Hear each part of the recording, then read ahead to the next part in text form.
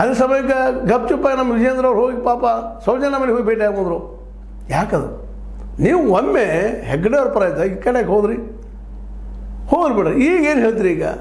ಈಗ 8 ಅಸ್ಥಿಪಂಜರ ಸಿಕ್ಕಿದಾವೆ, ಮತ್ತು ತನಿಖೆ ಶುರುವಾಗಿದೆ. ಈಗ ಅದು ಸಿ ಟಿ ರವಿ ಅವರ ನಿಮ್ಗೆ ಗೊತ್ತದ ಅಂದ್ರೆ ನಿಮಗೆ ಮಿನಿಮಮ್ ಕಾಮನ್ ಸೆನ್ಸ್ ಅದನೋ ಇಲ್ಲೋ ಅಂತ.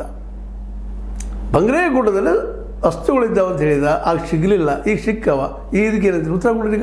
ತನಿಖೆ ಆಗಲಿ, ಹೆಗ್ಗಡೆ ಅವ್ರ ಶಿಕ್ಷೆ ಆಗಲಿ ತನ್ರಿ ನೋಡೋಣ ಇದನ್ನು ಅಂದ್ರೆ ನೀವು ಜನಕ್ಕೆ ಬೇಕಾಗ್ತಿರಲಿಲ್ಲ. ಆದ್ರೆ ನೀವು ಹೆಗ್ಗಡೆ ಅವ್ರ ಪರ ಅಂತೇಳಿ ಜನ ಎಚ್ಚರ ಗೊತ್ತಾ ಇದ್ದಾರಲ್ಲೆಲ್ಲ ನಿಮ್ಮ ವಿರೋಧ ಹೋರಾಟ ಮಾಡ್ಲಿಕ್ಕೆ ಜನ ಅಲ್ಲೇ ಕೆಳಜಾತಿ ಜನ ಆಗಿರ್ಬೋದು, ಬಿದ್ದ ಜನ ಆಗಿರ್ಬೋದು, ಅಲ್ಲಿ ದುಡಿಯುವ ವರ್ಗ ಆಗಿರ್ಬೋದು, ಎಲ್ಲರೂ ಇಲ್ಲಿ ಅನ್ಯಾಯ ಆಗ್ಯದ, ಇಲ್ಲಿ ಸಾವುಗಳಾಗ್ಯದಾವ, ವಸತಿಗೃಹದಲ್ಲಿ ಸಾವುಗಳಾಗ್ಯದಾವ, 100 ಹೆಣ್ಗಳು ಬಿದ್ದಿದ್ದಾವೆ. ನಾವು ನೋಡಿದ್ದೀವಿ, ಕೆಲವೊಂದು ದಾಖಲೆ ಮಾಡಿಲ್ಲ ಅಂದ ಸುಟ್ಟು ಹೋಗಿದ್ದಾರೆ ಕೆಲವೊಂದು. ಇಂದು ಅನೇಕ ಆರೋಪ ಮಾಡ್ತಾಯಿದ್ರು, ಒಂದರಿಂದ ಒಂದು ಆರೋಪ. ಈಗ 30 ದೂರುಗಳು ಬಂದವು, 30 ಕಂಪ್ಲೇಂಟ್ಸ್ ಬಂದವು. ಇದಕ್ಕೆಲ್ಲ ಏನಂತೀರಿ ಇವತ್ತು? ಅಂದ್ರೆ ಗಡಬಡಿ ಮಾಡ್ಲಿಕ್ಕೆ ಹೋಗ್ಬೇಡ್ರಿ. ಬಿ ಜೆ ಪಿಗರ ಸಿದ್ದರಾಮಯ್ಯನವ್ರು ನಿಮ್ಗೆ ಸಿಗಿಸ್ತಾ ಇದ್ದಾರೆ. ಹೌದು ಅದು ನಿಶ್ಚಿತನ ಅದ. ನಮ್ಮಲ್ಲಿ ಜಾತಿ ಪದ್ಧತಿ ಅದ, ವರ್ಣಾಶ್ರಮ ಪದ್ಧತಿ ಅದ. ವರ್ಣ ಮತ್ತು ಆಶ್ರಮ ಬೇರೆ ಬೇರೆ ನಿಮಗೆ ಗೊತ್ತದ. ಅದು ಆ ನೆಲೆಯಲ್ಲಿ ನಾವು ಸಮಾಜನ ಡಿವೈಡ್ ಮಾಡಿದ್ದೀವಿ. ಮೇಲವ್ರಿಗೆ ಕೈನವ್ರು ಮುಟ್ಟಾಗ ಕೈನವ್ರು